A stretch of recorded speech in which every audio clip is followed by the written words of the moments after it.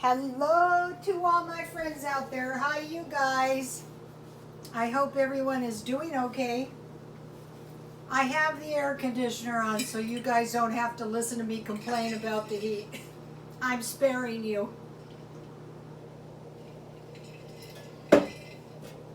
Today I was doing my walking and I was walking around in circles like a hamster at the mall outside.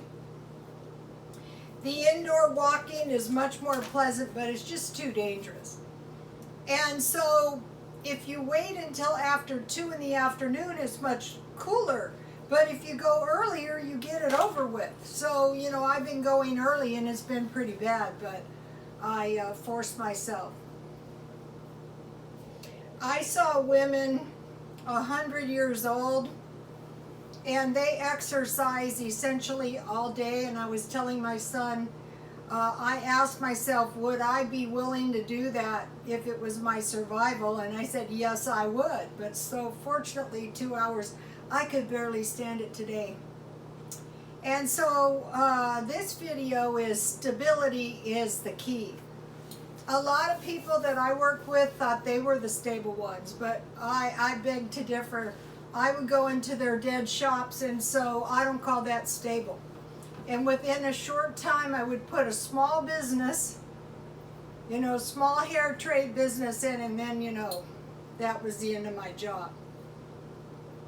A lot of times they employed me. It's like in a football game, if you can keep the quarterback from getting the ball, you can win the game. So in their minds, they were keeping me from doing hair, but I usually had 2 or 3 jobs, so it worked out okay for me. So for those of you who don't know me, my nickname for myself is Stable Mabel. And so I will tell you why I call myself that in a minute. So one of the things I'm doing is I found the cans of Coke. How long we're going to be able to find cans of anything, I don't know. But this Coke was 25 cents, and I'm still drinking it. It isn't the best Coke I've ever tasted, but it's cheap, and I don't need to be drinking that much of it anyway. So you get into these habits, and in time, you do it in every facet of your life, and pretty soon you start to prosper a little bit. So what I would do is I would do the same thing every week, every day. I would go to work. I usually work 7 days a week. I would, come home, make some dinner, and do the very same thing the next day. And that shouldn't be hard to do, you would think, right? And I wouldn't spend any money. I would just buy food. So today what I did is I did my same thing that I did yesterday. I did my 2 hours walking. Even when I cannot stand it, I force myself to do it, because that's going to give me 14 hours of exercise a week. And that's 56. That's like a work week of exercise. I worked in these good areas, and the men, they would go to these expensive gyms, and they would exercise quite a while, every single day, and they were very, very old. Then I bought some food for the food storage, and you guys saw that. Then I made myself a cheap lunch, and you guys saw that. It was the mackerel salad, and that was a pretty good one. And so what I'm doing is I'm doing what I would normally be doing if this pandemic wasn't happening. But I'm also saying to myself, oh no, this could be the beginning of a depression. Hopefully not, hopefully just a recession. So now I want to tell you guys some stuff, why I say that. For one thing, you cannot call a recession a depression until it's recessed 3 years, and this is only year one. Actually, though, in my opinion, this was coming on for a long time. That's one reason I retired. I got sick and tired of messing around. So the Great Depression was a severe worldwide depression. So this worldwide pandemic worldwide recession thing. This is not the first time. That was the case in the Great Depression. It was the worldwide depression. They were saying Europe was having their hands full after the wars. This has been bad though, because China has been able to bring their pandemic to us. Basically wage war on our own soil, if you want to look at it that way. So the Great Depression was mostly in the 1930s, but it started in 1929. And that's kind of coincidental because this damn thing started kind of in 2019. And then it went through the 30s. It was 10 years. It was a 10-year depression. A lot of times the wars are 10 years. You know, they don't seem like it, but when you look back and you do the math, those wars are 10 years. It's a long, long time. I remember sitting in the beauty shop, you know, when President Nixon brought the troops out of Hanoi. I just couldn't believe it. It's been so long. Okay, so now, what caused the Great Depression? You know, we look back in history and we try to say,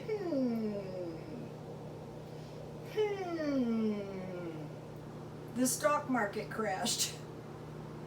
So far, our stock market hasn't crashed, but as we all know, it's been artificially propped up. Then we had an overdependence on production industries such as automobiles and ship making. Now, one of the things why this caused so much problem is when the economy was depressed, the people could not purchase. And this causes all kinds of trouble because then the GDP goes down and then, you know, the stock market doesn't do well. A lot of times you hear, well, the poor are prey to the rich. Well, when the poor don't buy, the rich suffer. And so what has happened is the poor people have been given money to spend, and it's another support to the people with the money, their businesses, the things that they sell, and it's not working. People are not spending, not like if it wasn't recessed. Okay, in the Great Depression, income inequality, 60% were living below the poverty level. And that's what we're seeing now, a big discrepancy. We've got our filthy rich people, and we've got the poor loyal sheeple, which is very rude, and it's a slur on Christianity. And one of the bad things is when the people suffer, then there's a decline in purchasing. And you can see that. You know, I showed you, I was trying to buy a couple of things, and it was like closeout merchandise. It was like everything that I went and I saw looked like it had been hanging on the shelf for years because it had. And there was just a tiny bit of new stuff. I used to shop a lot in these discount stores, and what they do is they have like, I used to do their hair, and they said, we had some of that stuff in our warehouses for 10 years, you know, in these discount places, but there's a tiny bit of new stuff. So what I would do is I would search all over, and I would find the good deals on the new stuff, and, you know, I could prevail that way. Christmas, I did 80% off shopping, and I got some nice stuff, but that stuff had been hanging around for a while. Okay, so we had a decline in purchasing. I mean, the people were having to stand in food lines, and it wasn't pretty. And I posted the video of the long food lines that aren't pretty right now. And so in these cities where we see these long food lines, like Houston, like LA, you can expect a food shortage soon. A lot of people are pulling out of LA. Tonight is supposed to be the massive earthquake. These are some prophecies, so if I'm buried in rubble, if I'm not killed, I'll post the video as soon as I can. It's supposed to happen in the middle of the night. Okay, and then we had the contributor of the Dust Bowl, which was basically a drought. So we're not prey to disasters. I mean, you know, it's not like, oh, we've never had worldwide problems. We've never had, well, yeah, we have.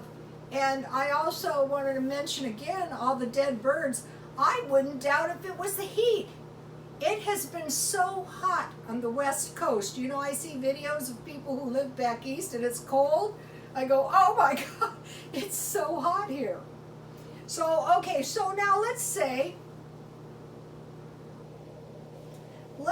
we said, okay, we're going to look back into history, and it's a strong possibility that this is a recession.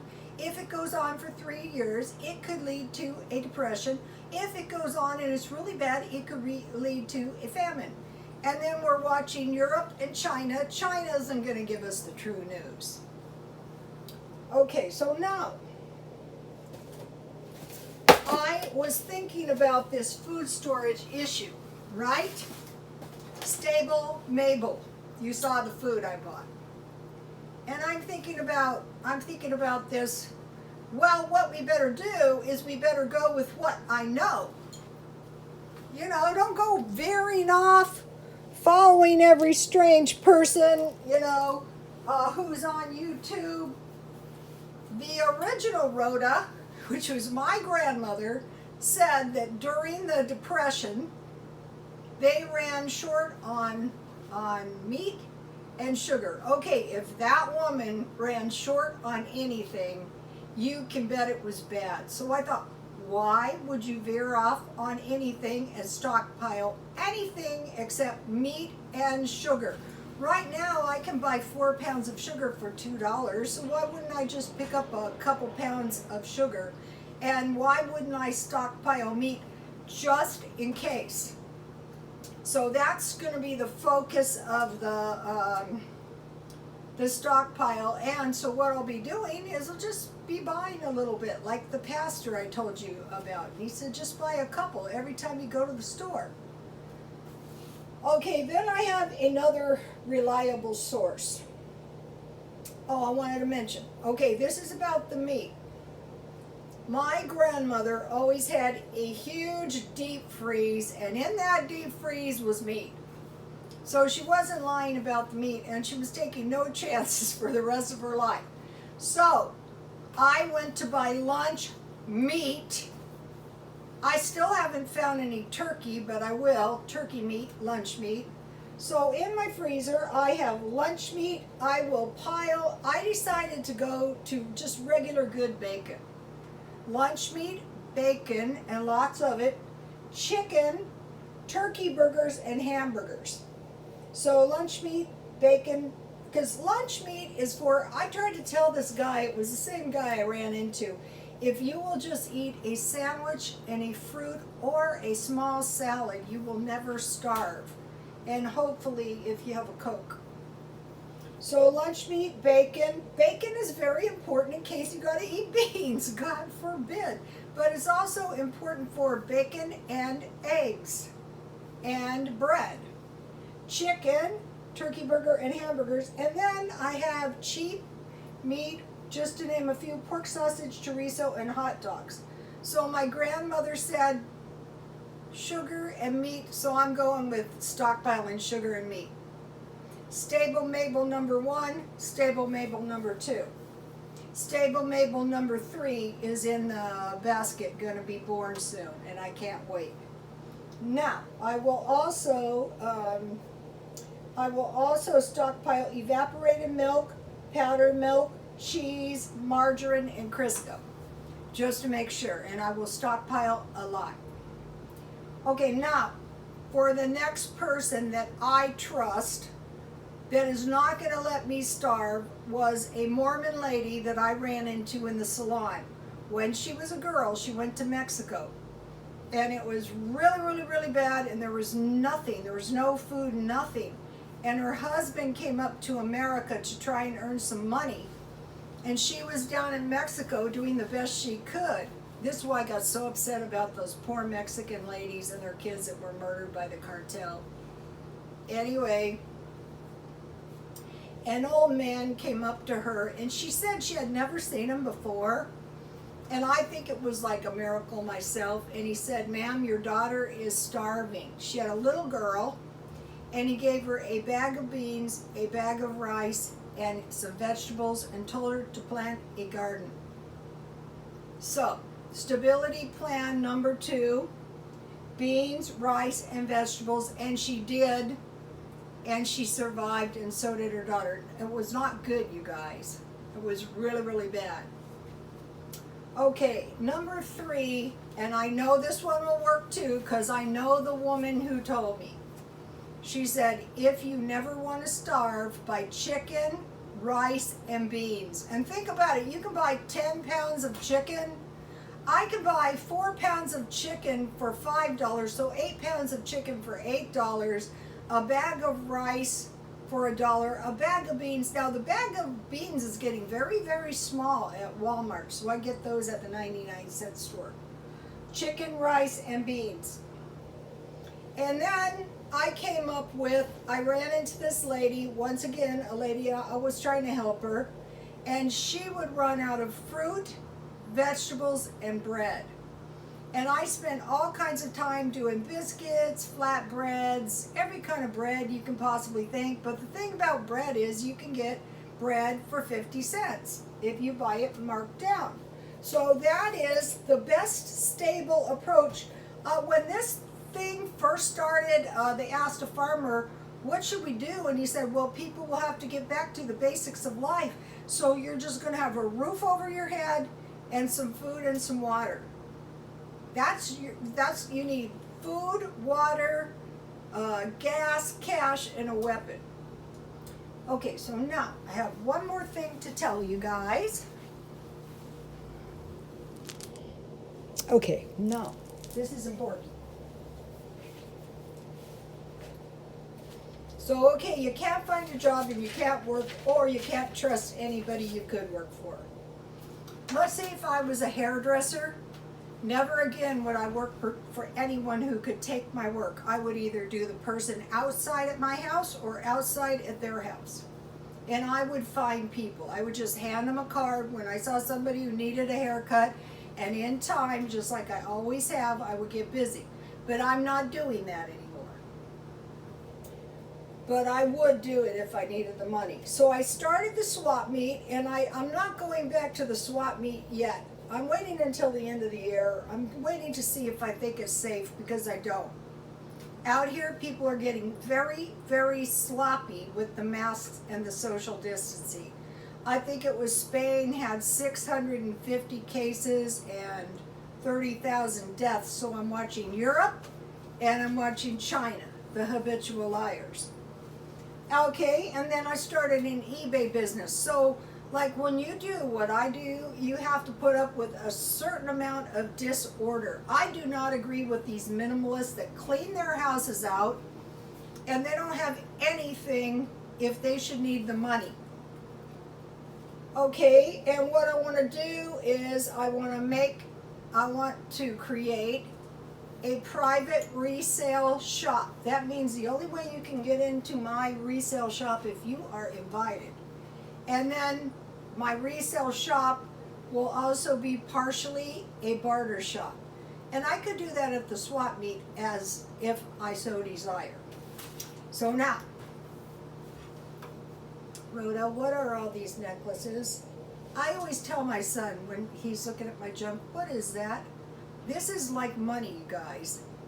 If I want to sell this stuff, I can sell it for $3 each or 2 for $5. This watch, I can sell this. I had a bit of a problem. I have learned, I have these people, and what they do is they bid. I don't know what they're trying to achieve, but they have no intention of buying it. They just bid, and so I took it down. But I could sell this, and this is nice. Now, what is this? This is $27.98 each. This is $3. So you get the idea. My junk is same like money. This is a little pin, nice for Christmas. This is $10 if I should have wanted to sell it. It's really pretty. This is $3. I love a 3-footed plate. So Stable Mabel has been buying this stuff for several years. This is an L. Ron Hubbard book. And so you might be saying, well, why does anybody want an L. Ron Hubbard book, Rhoda? Well, there's a good reason. In time, these will be valuable. And you might say, well, why is that? Well, can you imagine if you had a Joseph Smith book? L. Ron Hubbard wrote science fiction books. L. Ron Hubbard was a very interesting guy. So I'm not selling this. This is a chicken cooker. This is really nice.